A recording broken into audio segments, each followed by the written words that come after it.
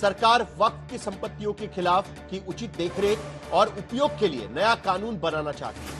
वक्फ संशोधन बिल पर विवाद हुआ तो पिछले साल अगस्त में उसे संयुक्त संसदीय समिति यानी ज्वाइंट पार्लियामेंट्री कमेटी जेपीसी में भेजने पर राय बन गई। जेपीसी ने 6 महीने तक बैठकें की। जनवरी में रिपोर्ट तैयार हुई, उसे आज राज्यसभा और लोकसभा में पेश किया गया।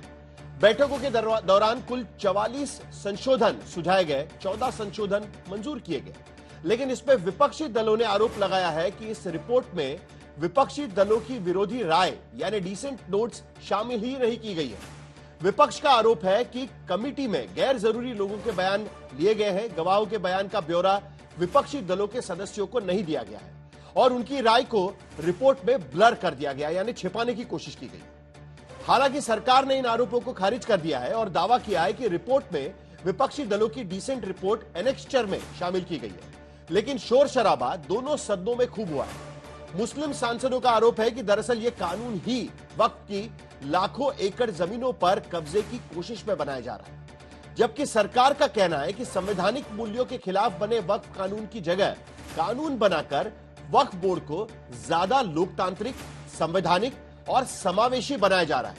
ऐसे में दंगल में आज हम यही सब चर्चा करने जा रहे हैं कि वक्फ की जंग संविधान किसके संग है, क्योंकि सरकार विपक्ष पर तुष्टीकरण के बिल का विरोध करने का आरोप लगा रही है, तुष्टीकरण की वजह से विरोध करने का आरोप लगा रही है और विपक्ष सरकार पर असंवैधानिक तरीके से बिल लाने की कोशिश करने का आरोप लगा रही है। किसके आरोपों में कितना दम है और इसका फैसला आज हम दंगल में करके रहेंगे, लेकिन सबसे पहले यह रिपोर्ट देखिए।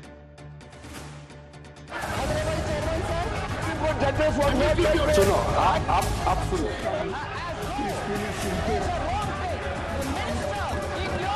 आप जो मेरे से वक्फ बोर्ड के माननीय सदस्य मिले थे, उनके साथ चर्चा के बाद हुआ है। लोकसभा से लेकर राज्यसभा तक हंगामा हुआ, नारेबाजी हुई और विपक्षी दलों के सांसदों ने सदन से वॉकआउट कर दिया, क्योंकि लोकसभा में जगदम्बिका पाल और राज्यसभा में मेधा कुलकर्णी ने वक्फ संशोधन बिल पर बनाई गई संयुक्त संसदीय समिति की रिपोर्ट पेश की थी। विपक्ष का आरोप था कि संसद की संयुक्त समिति की रिपोर्ट में विपक्ष के डिसेंट नोट्स को शामिल नहीं किया गया है। ऐसे फर्जी रिपोर्ट को हम कभी नहीं मानेंगे। Some people are trying to fight against the Indian state.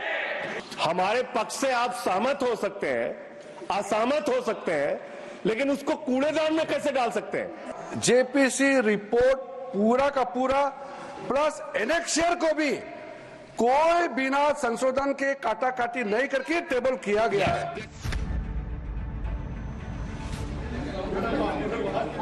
वक्फ संशोधन बिल पर बनाई गई संसद की संयुक्त कमेटी में शामिल विपक्षी दलों का आरोप है कि जेपीसी की प्रक्रियाओं का पालन नहीं हुआ, गैर जरूरी लोगों की राय ली गई, विपक्षी दलों की राय को रिपोर्ट में शामिल नहीं किया गया, गवाहों के बयान सदस्यों को उपलब्ध नहीं कराए गए, बैठकों में बिल के क्लॉज बाय क्लॉज चर्चा नहीं हुई, बैठकों के मिनट्स यानी ब्यौरे सदस्यों को उपलब्ध नहीं कराए गए। ये कम्प्लीटली बायस्ड रिपोर्ट है। ये अलग अलग बोर्ड्स के, आज वक्फ बोर्ड है, कल गुरुद्वारा का रहेगा, परसों क्रिश्चियन कम्युनिटी का रहेगा, फिर मंदिरों का रहेगा। ये जो जमीनें हैं ये बोर्डों से छीनना चाह रहे हैं और छीन के किसको देते हैं, कैसा देते हैं, कैसा अपने मित्रों को ये क्या क्या प्रोवाइड करते हैं, आप तमाम लोगों को पता है। We resisted in the JPC meeting last meeting. The deposition made by the stakeholders in various places, including Kolkata, Lucknow, and Patna, were not at all received by us. We have not been provided with a copy. How can we go for the class by class consideration? So they avoided class by consideration. विपक्ष का बड़ा आरोप था कि report में विरोधी दल के सांसदों के डिसेंट नोट्स के हिस्से को ब्लर कर दिया गया है और कई जगह उन पर स्याही चला दी गई है। हालांकि सरकार ने सदन में सफाई दी। विपक्ष के जो डिस्प्यूट्स हैं, एक सिर कर आप संसदीय कार्यप्रणालिका के उपयुक्त रूप में जो जोड़ना है वो जोड़े, इसमें मेरी पार्टी को कोई आपत्ति नहीं। तमाम शोर शराबे के बीच सदन की कार्यवाही 10 मार्च तक के लिए स्थगित हो गई, लेकिन वक्फ को लेकर सियासत जारी है। दरअसल ये जेपीसी की रिपोर्ट वक्फ संशोधन कानून को लेकर तैयार की गई है, जिसे संसद में पेश किया गया है। उस रिपोर्ट का पूरा ब्यौरा आना अभी बाकी है, लेकिन रिपोर्ट में जिन संशोधनों को लेकर विपक्ष को ऐतराज है, उसमें बिल के प्रावधानों के अलावा संशोधन के बाद वाले प्रावधान भी शामिल हैं। क्योंकि प्रस्तावित कानून में सेंट्रल और स्टेट वक्फ बोर्ड्स में 2 मुस्लिम महिला सदस्यों को शामिल करने का प्रावधान है। राज्य वक्फ बोर्ड में ओबीसी मुस्लिम समुदाय का 1 सदस्य अनिवार्य होगा। पारिवारिक वक्फ में बेटियों को भी बराबर का उत्तराधिकार मिलेगा। वक्फ से जुड़े मुकदमे तय समय सीमा में निपटाए जाएंगे। वक्फ ट्रिब्यूनल के फैसले को 90 दिनों के अंदर हाई कोर्ट में चुनौती दी जा सकेगी। वक्फ की संपत्तियों का ऑनलाइन पंजीकरण आवश्यक होगा। वक्फ बोर्डों को 6 महीने के अंदर केंद्रीय पोर्टल पर ब्यौरा डालना होगा। सरकारी संपत्ति पर वक्फ के दावे की जांच सरकार की ओर से तय अधिकारी करेगा। जो बिल लाया जा रहा है ये वक्फ को बचाने के लिए नहीं, वक्फ को बर्बाद करने के लिए, मस्जिदों को, दरगाहों को, कब्रिस्तान को मुसलमानों से छीनने के लिए लाया जा रहा है और इसका मुस्लिम समाज रिजेक्ट कर चुका है। देश में 1995 के वक्फ कानून के मौजूद रहते नए कानून की जरूरत इसलिए पड़ी क्योंकि वक्फ की संपत्तियों को लेकर कानूनी विवाद बढ़ते जा रहे हैं। वक्फ बोर्ड की ओर से पूरे गांव के गांव और सैकड़ों साल पुराने मंदिरों तक पर दावा किया जा रहा है। वक्फ की जमीन के घोटाले और अवैध कब्जे हो रहे हैं। वक्फ की संपत्तियों का पूरा ब्यौरा एक जगह उपलब्ध नहीं है। वक्फ के संसाधनों के दुरुपयोग के दर्जनों मामले आ रहे हैं। वक्फ ट्रिब्यूनल में 40,951 मामले लंबित हैं।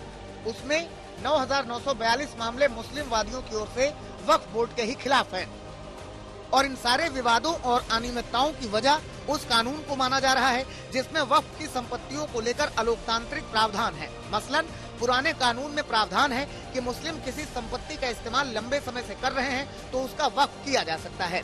नए बिल के मुताबिक जमीन पर दावा करने के लिए उचित दस्तावेज होना जरूरी होंगे। पुराने कानून के मुताबिक वक्फ बोर्ड किसी संपत्ति पर दावा करता है तो मिल्कियत साबित करने के लिए दूसरे पक्ष को ही वक्फ ट्रिब्यूनल में गुहार लगानी होती है। नए बिल के मुताबिक दूसरा पक्ष रेवेन्यू कोर्ट, सिविल कोर्ट या हाई कोर्ट में भी अपील कर सकता है। पुराने कानून के मुताबिक वक्फ ट्रिब्यूनल के फैसले को किसी अदालत में चुनौती नहीं दी जा सकती। नए बिल के मुताबिक ट्रिब्यूनल के फैसले को 90 दिनों में हाई कोर्ट में चुनौती दी जा सकेगी। पुराने कानून के मुताबिक वक्फ बोर्ड के सदस्यों में कोई महिला सदस्य नहीं हो सकती। नए बिल के मुताबिक बोर्ड में 2 मुस्लिम महिलाओं का प्रतिनिधित्व जरूरी होगा। और इन्हीं प्रावधानों का विपक्षी दल विरोध कर रहे हैं क्योंकि उनका आरोप है कि नया वक्फ कानून लाकर सरकार वक्फ की जमीनें हथियाने की कोशिश कर रही है।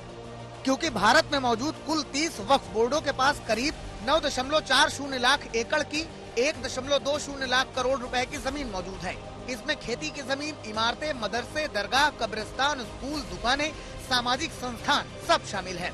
जबकि 2009 तक भारत में वक्फ बोर्ड के पास 4 लाख एकड़ में फैली 3 लाख रजिस्टर्ड वक्फ संपत्तियां थी, जो 15 साल में करीब दोगुनी हो चुकी हैं। इस्लाम में धर्मार्थ कार्यों के लिए दान की जाने वाली संपत्तियों की देखरेख और उचित इस्तेमाल के लिए बने वक्फ बोर्ड को लेकर जब सवाल उठने लगे कि इन संपत्तियों और संसाधनों का उचित इस्तेमाल नहीं हो रहा है, तब सरकार ने इस देश में मौजूद हर 4 में से तीसरे गरीब मुस्लिम वर्ग के लोगों की भलाई के लिए वक्फ कानून में संशोधन का बिल लाने का फैसला किया है। हालांकि विपक्षी दल इसे अल्पसंख्यकों पर अत्याचार और धार्मिक मामलों में दखल की कोशिश बताते हैं। आज तक ब्यूरो।